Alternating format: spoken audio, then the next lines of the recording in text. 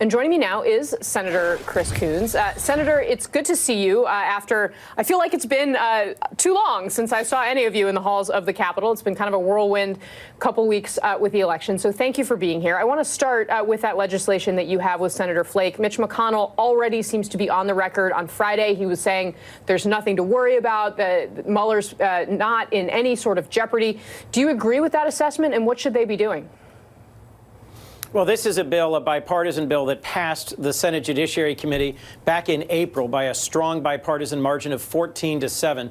My co-sponsors on the Republican side, Senators Graham and Tillis, and my co-sponsor on the Democratic side, Senator Booker, have all urged this, not just to protect this special counsel, but future special counsels, to make sure that it's clear in law that you can't abruptly and for no good reason fire the special counsel. As you mentioned in the lead-in, Casey, we are hoping the special counsel is concluding his investigation, preparing his report, but we don't know that. And Matt Whitaker strikes me as a clear and present danger to the independence of the special counsel, given things he has said a year ago when he was a CNN commentator, and given some of his unusual legal theories. Casey, I expect there's going to be challenges to Matthew Whitaker's appointment, legal challenges. There was a letter sent by a wide range of leading Democrats to the DOJ Ethics Council asking for a ruling on whether or not he should recuse himself. But as we wait for those two things to develop, Senator Flake and I will be going to the floor this week and asking for a live unanimous consent on the bill that is ready for action at any time. Do you think that Whitaker's appointment is constitutional? I have real doubts about that. The Appointments Clause, which is Article 2, Section 2, Clause 2 of our Constitution, strongly suggests that in something like the principal officer, the Attorney General of the United States, it has to be Senate confirmed. That may have to be tested in a lawsuit. We'll see. But a number of legal scholars, both conservative and liberal, have said this is a highly questionable appointment. As you know, Casey, the president didn't follow the Department of Justice succession statute. That would have made Rod Rosenstein the Senate-confirmed Deputy Attorney General, the acting Attorney General. That would have been the wiser course of action here. I'm glad that you brought up Rod Rosenstein, because he actually has talked a little bit already about Mr. Whitaker's appointment. Let's take a look at that, and I'll ask you about it. Thank you. I worked with Matt Whitaker for about 5.5 years. He served the U.S. term. We overlapped for 5.5 years. We actually served under 7 attorneys general during that period of time, 4 Senate confirmed and 3 acting attorneys general. And I explained to our U.S. attorneys that based on my experience working with Matt then and over the past year that he's been serving as chief of staff, that I think he's a superb choice for attorney general. He certainly understands the work, understands the priorities and principles of the department. I think he's going to do a superb job as attorney general. How do you read those comments from Rod Rosenstein? I know you've worked with him behind closed doors, have a good sense of him. He seems to be saying, okay, this isn't actually the crisis some people are making it out to be. Well, that audio clip was very muddy on my side, Casey. But I'll take it that Rod Rosenstein, the Deputy Attorney General, isn't saying this is a crisis yet. That's right. Yeah, I mean, he's essentially saying that he's worked with him before in other capacities. He has a good sense of him, and he doesn't, he thinks that he'll do an admirable job in the role. And I apologize that you couldn't hear that clip, sir. It's okay. Look, my expectation is that President Trump may move fairly quickly to nominate a new attorney general, and that person will come in front of the Judiciary Committee. But it could be weeks or even months before that confirmation happens. And in the meantime, I do think Matthew Whitaker, the acting AG, should recuse himself, given his past statements.